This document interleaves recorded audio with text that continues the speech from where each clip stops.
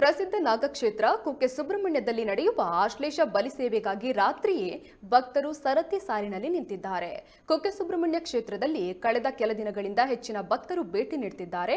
ಇಂದು ಆಶ್ಲೇಷ ನಕ್ಷತ್ರ ವಿಶೇಷ ದಿನವಾಗಿರುವುದರಿಂದ ಹೆಚ್ಚಿನ ಸಂಖ್ಯೆಯ ಭಕ್ತರು ಸೇವೆ ನೆರವೇರಿಸಲು ನಿನ್ನೆ ರಾತ್ರಿಯೇ ಸರತಿ ಸಾಲಿನಲ್ಲಿ ನಿಂತ ದೃಶ್ಯ ಕಂಡುಬಂದಿತ್ತು.